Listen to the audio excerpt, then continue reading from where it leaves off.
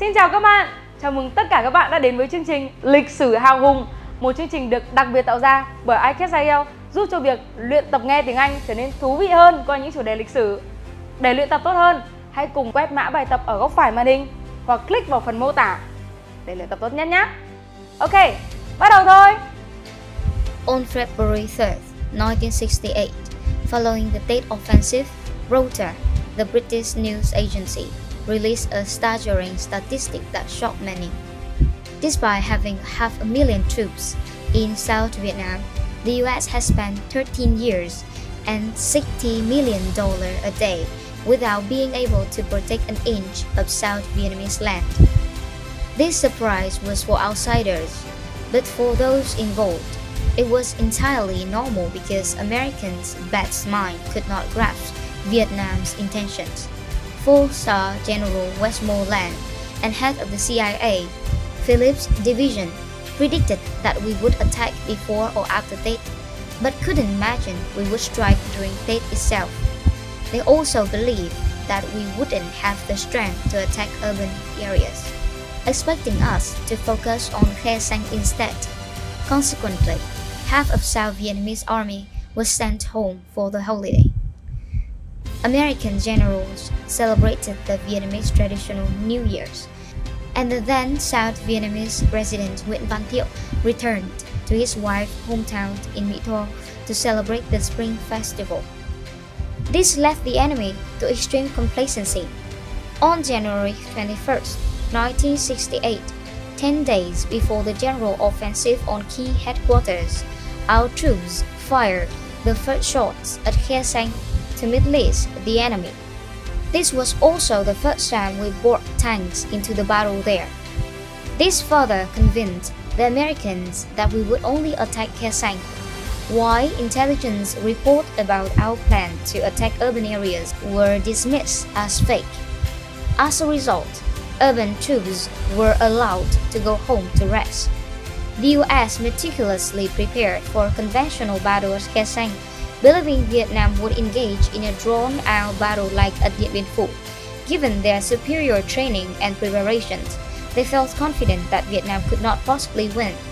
The US even taunted us to attack, confidence in their ability to crush our main forces due to their thorough preparation. In the American mindset, Khe Sanh was reminiscent of the Điện Biên Phủ basin. But this time, they had drawn on extensive experience. Unlike the French, who could only airlift 100 tons of supplies per day to Điện Biên Phủ, the Americans, with advanced helicopters and airplanes, could deliver 600 tons daily to Khe Sanh. Therefore, the American soldiers only had to eat and then pick up their weapons to fight. For ammunition, the US was equally well prepared.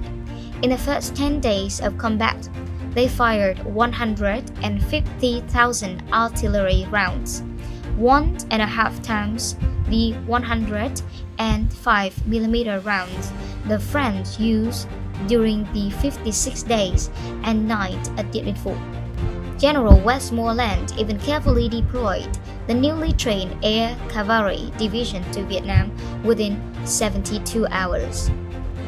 Regarding bombers, B-52s swarmed the sky over Khe Sanh like flies, dropping up to 100,000 tons of bombs.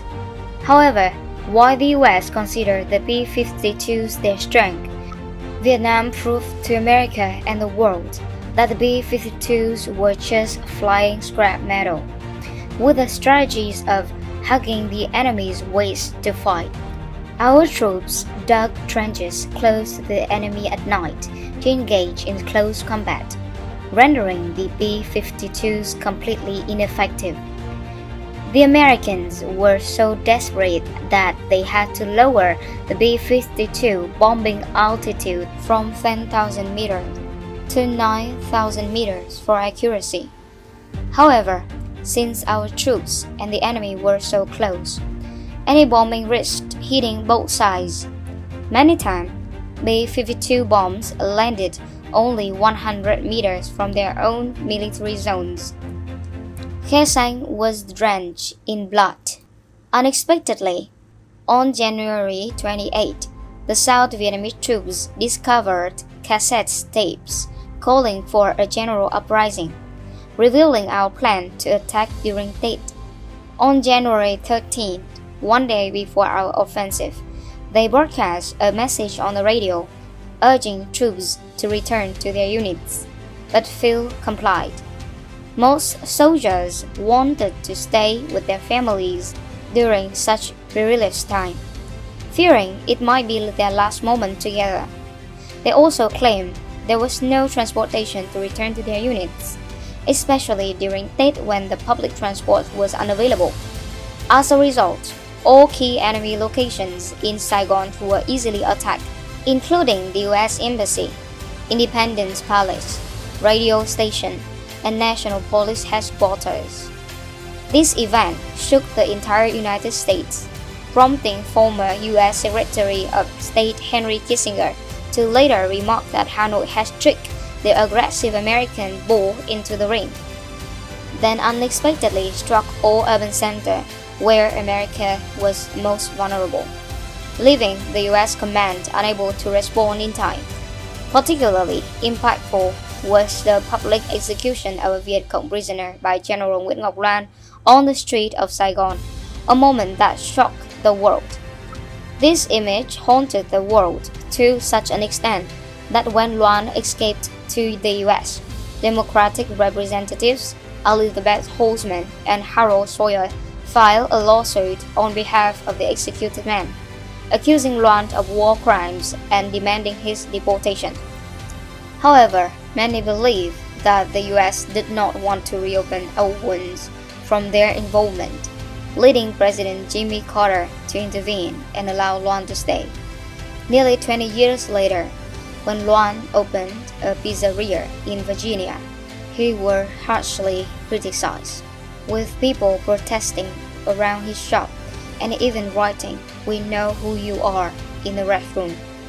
These events significantly fueled the anti-war movement worldwide. The key US facilities in Saigon were occupied for hours, demoralizing American soldiers in Khe Sanh who felt trapped in a living hell, sensing death close at hand. Historian Michael McClear noted that the 6 o'clock news brought the war into every American living room, creating a shared sentiment that Khe Sanh was not a valley of freedom, but the greatest folly of an old generation in power. This is why the West was forced to negotiate with us in Paris, leading to a prolonged battle of rhetoric between Le Duc Tho and Kissinger, lasting 4 years, 8 months, and 16 days, making the world marvel at how Le Duc Tho matches Kissinger's skill. All the developments of these negotiations will be discussed in the next episode. Stay tuned. Chương trình xin được phép tạm dừng tại đây. Đừng quên ấn like và subscribe nhé.